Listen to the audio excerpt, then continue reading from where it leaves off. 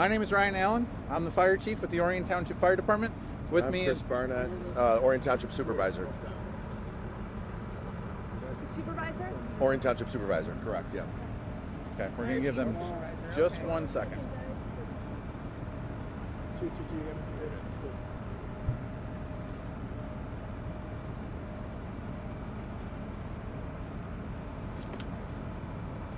I told the web, I told them we're good. We're just standing by right now. Sorry. From the fire chief.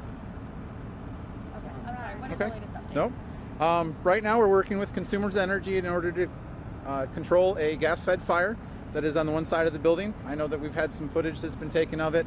They're having to excavate into the ground in order to access it. Unfortunately, it's just one of those unusual situations that's difficult to get to. So we're working with them in order to make the scene safe. We're providing a water suppression so their crews can work and they'll be able to get that under control. From what we can tell, we've put drones in the air in order to be able to tell that we have very minimal fire throughout the rest of the building. Our plan right now is once the fire is out, the fire crews will make sure that the fire has completely been extinguished. We're working with the Oakland County Technical Rescue Team in order to be able to fly drones through the structure in order to be able to do a primary search and survey for victims. We currently have 2 people that are unaccounted for. We do have names, and we are trying to make contact with those people, but so far have been unsuccessful. So that effort is still going to continue.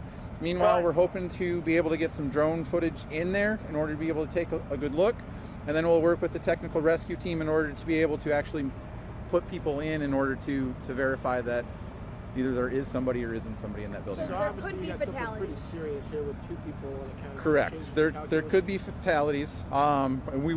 We are working actually under the presumption that somebody could be trapped in the structure. When we see gas explosions like this, sometimes we see where that building has collapsed in on itself, and we have somebody that's trapped in a pocket or something like that.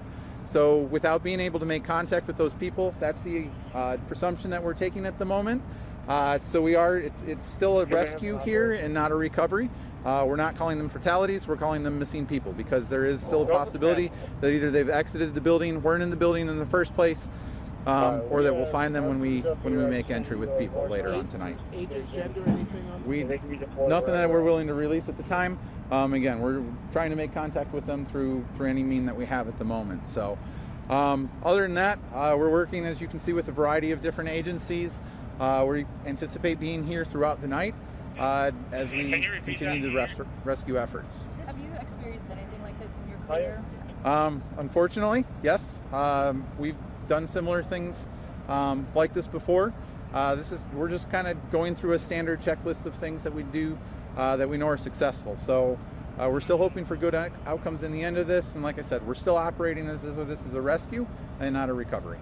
So this was gas for sure? We're not sure exactly what it is initial, but we're not willing to claim anything. Our inspectors, we're working with the sheriff's office. Nobody has been able to get in there to make any kind of investigation at the moment. So We've heard there may be a hero of sorts, an Amazon driver who was right at the house right before the explosion, or maybe even helped rescue somebody. Have you heard? Possible, but nothing that's been reported yet.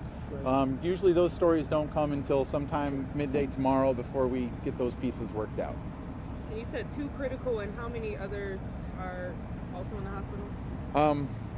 We transported 2 people off the scene. Anybody else that was what we call a walking wounded, they were able to self-extricate and get, but we've only transported 2 people from the scene. And then Supervisor, can we ask you what it's like to see everybody hard at work tonight? Yeah, I mean, it's incredible teamwork. Our people are the best in the business, and see the community already coming out, and multiple churches have opened their doors to take in people that are being displaced. This is, we hate these opportunities. We hate when these things happen, but this is what our team trains for. We've had a similar experience like this a few years ago. So we're prepared to handle this situation, and we're so grateful for the support of our surrounding community departments and the already outpouring of support from the greater community looking to help these people. So, Any more updates tonight, or do we think that'll be early morning? Give me about 45 minutes, and I'll tell you if there's going to be another update or not.